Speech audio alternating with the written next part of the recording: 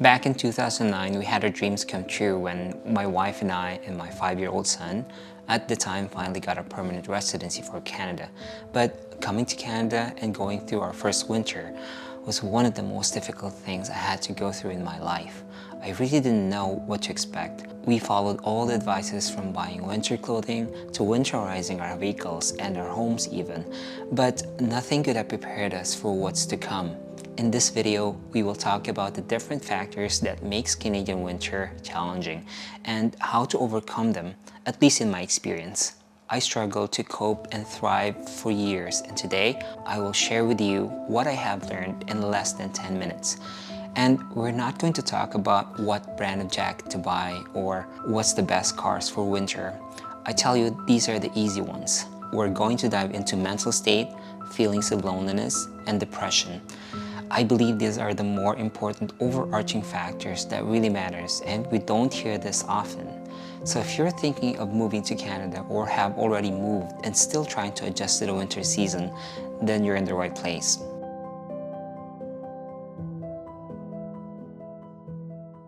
My first work here was at Starbucks, and I remember going to work most mornings and the streets were almost always empty.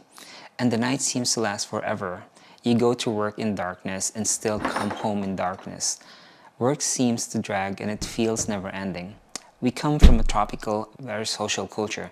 Back home, if you just stepped out of your front door, you'll be greeted by kids playing on the streets.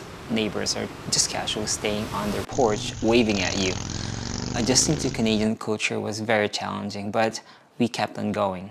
It's different here in Canada. Canadians are very friendly. In fact, Canadians are ranked 4th as the friendliest country in the world. But Canadians love their privacy amongst all things. It can be a big struggle for some cultures to understand this, and the need for privacy is even profound during winter when everyone is almost forced to stay indoors, and socializing just takes a lot of effort. The new and unfamiliar environment of comfort in the being alone thing causes stress and uncertainty amongst immigrants. So this can create a barrier for anyone who's not accustomed to this culture.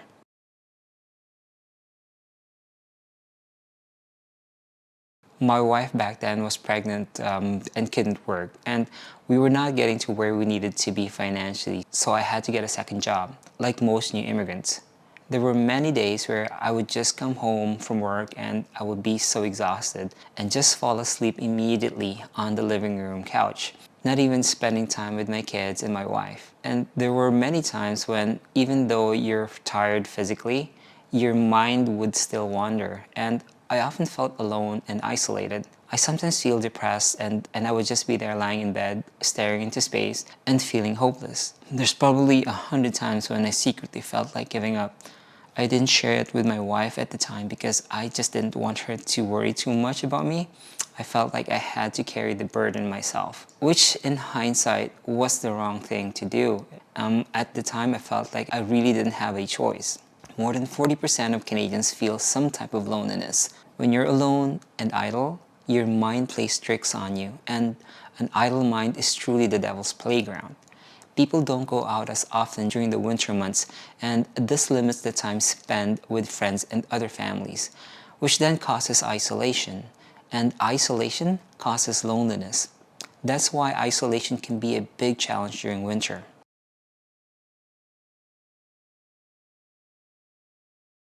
The days were moving slow, but it was moving. At least we were becoming accustomed to the day-to-day. Plus, my wife also gave birth to our daughter right at the end of January 2011. So life was good, really good. And it felt like we were almost out of this misery. One day I was driving back home from a long day at work. It was early afternoon and the glare of the sun was hitting me directly in the eyes. As I was nearing a red light on an intersection, I gently pressed on the brake to slow down. But the tires slipped on black ice that I didn't see, and the car kept moving forward. My initial reaction was to press even harder on the brake, which I know now was the wrong thing to do. I was a bit in a panic because I was just a few meters away from entering the intersection.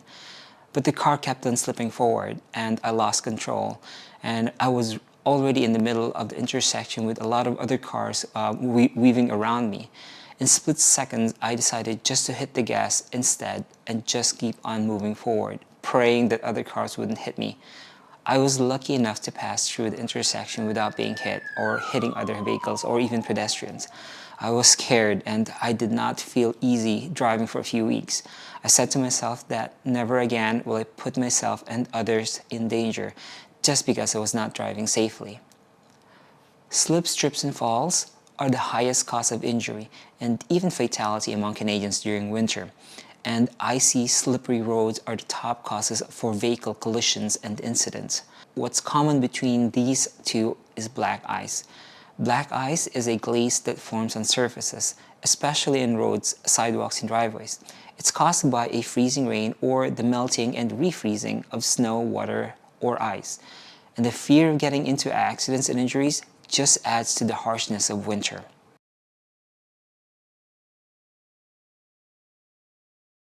Looking back now, there are three things that really helped us overcome winter. Every time we feel down and overwhelmed and close to giving up, we kept on reminding ourselves why we chose to come to Canada. The dream of opening a world of opportunities to our children always pulled us out of our misery. Our why was so strong that it outweighed all the momentary struggles we had. The second thing that kept me going, and I just realized this over the years, was the activities that I did. Having a day job and a second job just filled my days with activities. Yes, it was work, but it's still activities, and kept the isolation to a minimum. And when I was not working, I would be doing something in the house, like fixing stuff or some DIY projects or anything that I can get my hands to. I was spending time with the kids and my wife, and the rest of the hours were just spent sleeping. We even learned to love the outdoors a little bit and enjoy what winter has to offer. Lastly, all the winters come and go, and although it seemed very long when you're in it, it still doesn't last, which made us realize that even winters is just temporary, and it too shall pass. We need to embrace and be thankful for winter, as winter makes spring more sweeter, summer a bit more sunnier, and fall more memorable. Much like in life, where our suffering makes our success more meaningful and our loneliness makes our happiness a bit more joyful. I guess that's probably why winter makes Canadians strong-willed and resilient in character, and maybe that's also why they are one of the friendliest people in the world, because winter is a constant reminder of how loneliness feels. Winter has changed us, and we don't feel as lonely as before. We still struggle every year when the season changes, but I guess that's all right because I know that deep inside, I'm getting closer to my goals. And as winter passes, I become a stronger and more resilient human being. It gives me another chance to tell my story and share this message to anyone who dreams of coming to Canada. That life is full of winter seasons in the form of struggles and pain and suffering. And as you pass those winters in your life, you just become a better version of yourself. Thanks for watching, and if you like this video, check out my other video on the surprising benefits of having Canadian citizenship, where I share several facts that you might not know of yet. Again, thanks, and I will see you then.